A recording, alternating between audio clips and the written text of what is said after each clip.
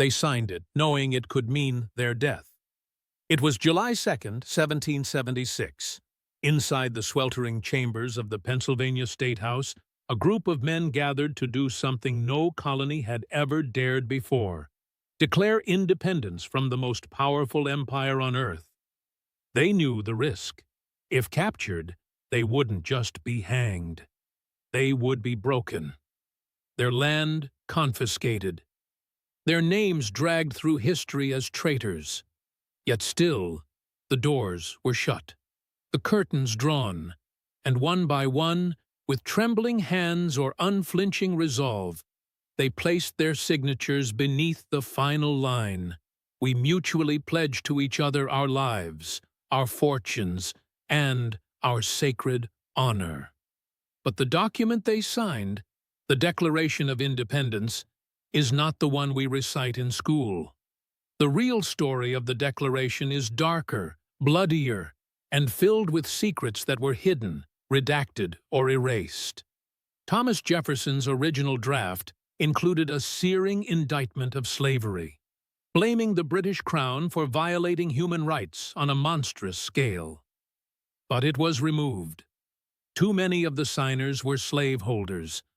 Too many fortunes were built on bondage. And so, the line vanished, like smoke in the July heat. Meanwhile, outside the chamber, tensions boiled. British ships loomed near the coast. The Crown had declared anyone supporting independence as enemies of the state. And as news of the Declaration spread, so did fear and violence. In New York, patriots pulled down a statue of King George and melted it into bullets. In Charleston, loyalists whispered names in alleyways. In Boston, mothers taught their children to hide parchment copies beneath floorboards if redcoats searched the house. The document was more than ink on paper. It was a death sentence for some, a sacred scripture for others. And as it moved from town to town, read aloud in taverns, nailed to courthouse doors, copied in secret by candlelight, it awakened something that could not be undone. Revolution. But this revolution wasn't neat. It wasn't noble. It wasn't clean. It was chaos. It was betrayal. And it had just begun.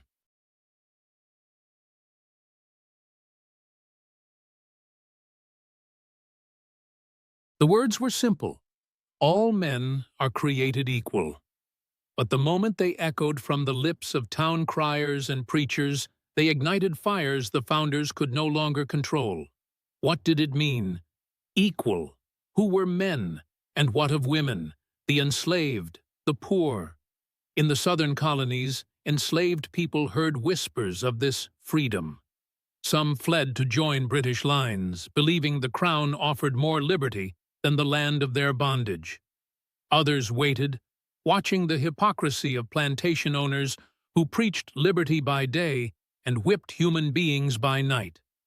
In the North, preachers thundered from pulpits. If independence is God's will, then why do His children remain chained? The Declaration had unleashed a flood of questions that neither Congress nor its authors were ready to answer. Meanwhile, the British prepared their answer. In gunpowder and steel, armies moved, cities burned, and in the shadows of independence, families shattered. Fathers turned on sons, brothers took up arms against each other. Entire towns were divided by lines drawn not on maps, but in the hearts of men. In Philadelphia, Jefferson walked the streets in silence. His words had stirred the world, but at what cost? He was already being criticized, not for what he had written, but for what he had not. The section condemning slavery was gone, erased to keep the fragile alliance of the colonies from fracturing. He had made a choice, a compromise. History would call it strategic, others called it cowardice. And still, the Declaration moved. It was reprinted, copied, smuggled in boots, sewn into jackets.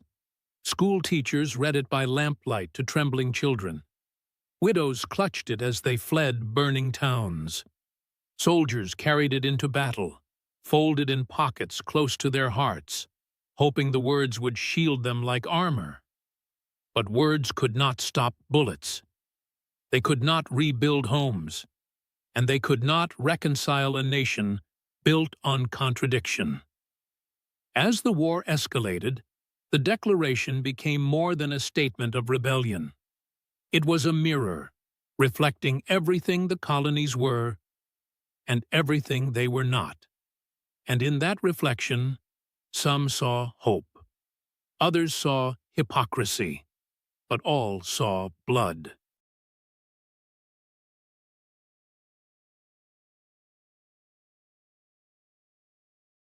"56 men signed the Declaration of Independence. Some were wealthy planters, others modest lawyers, merchants, physicians, but all of them, at the moment Yichni para torknulisa perhamentu, stali vorogami imperii. For their defiance, they paid. 5 signers were captured by the British, tortured before their deaths. 12 had their homes ransacked and burned. 9 died of wounds or hardship during the war. Several lost sons in battle. Others watched their families driven into exile. And yet, their names remained, ink preserved in the halls of memory. Adams, Franklin, Hancock, whose bold signature became a symbol of unshakable courage. But behind each name was a human life slowly consumed by the fire they helped ignite. In Loyalist strongholds, the Declaration was banned. Possession meant treason. British soldiers hunted printers who dared reproduce it.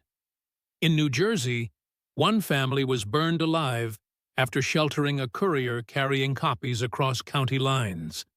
In occupied cities, taverns were raided, presses destroyed, and public readings punished by death.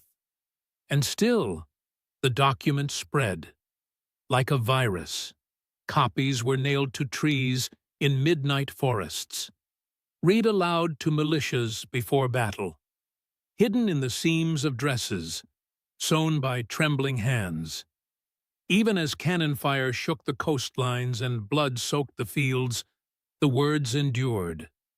Back in Philadelphia, the room where the Declaration was signed stood mostly empty. Dust gathered.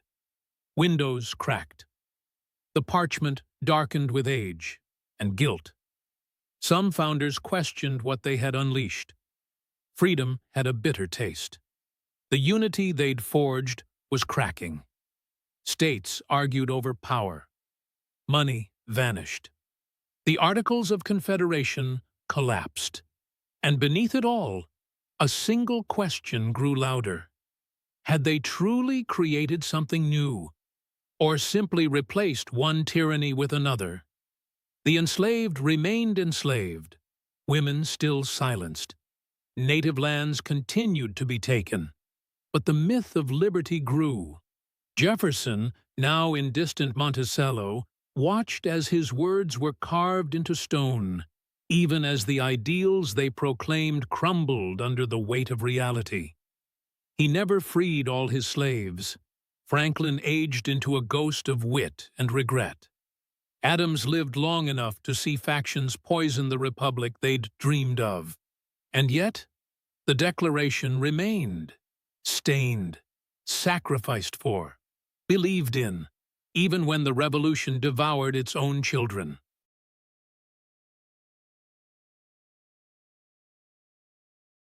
The war was over.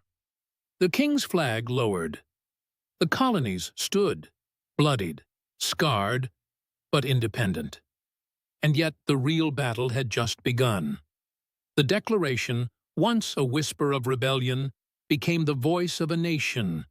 It was printed in school books, recited at celebrations, etched into the very foundation of the American identity. Children memorized its words. Politicians invoked its spirit. But with every repetition, something shifted. The radical became sacred. The uncomfortable was forgotten. The section condemning slavery, still gone. The contradictions between the words and the world, silenced. And yet, those contradictions would not stay buried. By the early 1800s, abolitionists began reading the Declaration not as a relic, but as a promise, one the nation had failed to keep. "All men are created equal" became their war cry, hurled like a spear at a society still steeped in bondage. They held up Jefferson's words like a mirror, and the reflection was damning. The South pushed back, accusing the North of twisting history. Politicians danced between reverence and denial.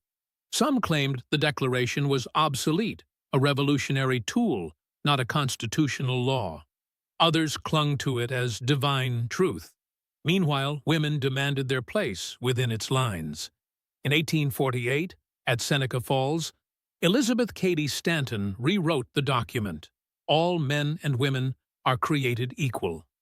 Her version was ridiculed, dismissed. But the original could not unwrite itself. The idea of universal equality had been released, and it would not go quietly. As the 19th century marched toward civil war, the Declaration was invoked by both sides. The Union waved it as a banner of justice. The Confederacy mocked it, claiming it had never applied to them anyway. And somewhere, deep beneath layers of celebration and ceremony, the truth trembled. This was not just a piece of parchment. It was a battleground, not of muskets and powder, but of meaning. A nation born in paradox now wrestled with its soul. Could liberty exist beside slavery? Could we, the people, truly mean all people? Was the revolution ever completed, or had it merely begun? In the quiet chambers of libraries and courthouses, generations of thinkers tried to answer. Some rewrote the story, others tried to erase it. But the Declaration endured, unyielding, silent, watching, not just a document, a test.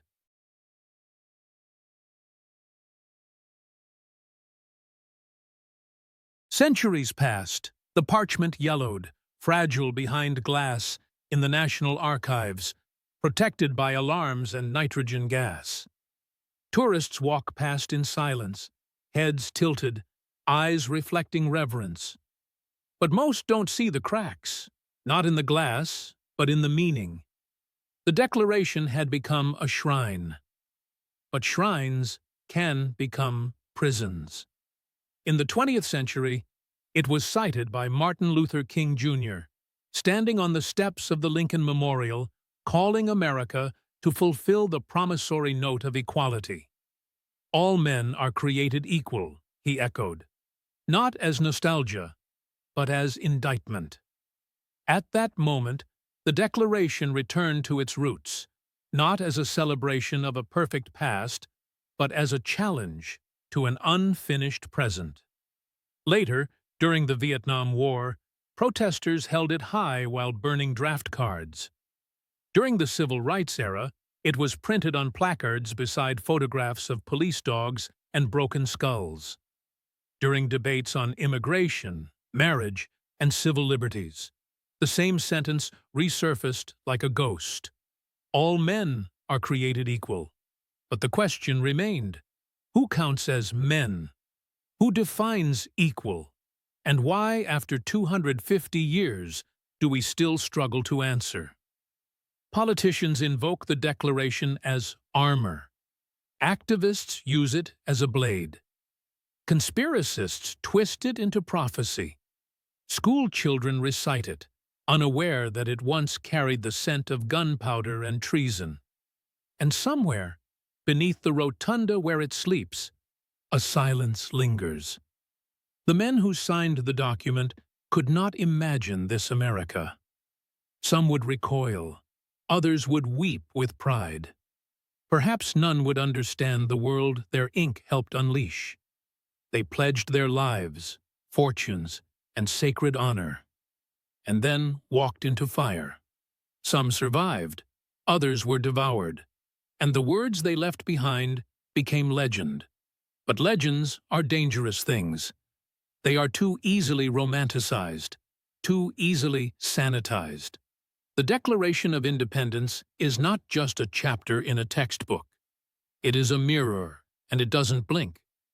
It shows us not what we were, but what we still are, a nation struggling to live up to its own poetry, a nation born in contradiction, a nation still haunted by a promise. So read it again, not as comfort, but as confrontation, because the revolution is not over, and neither is the truth.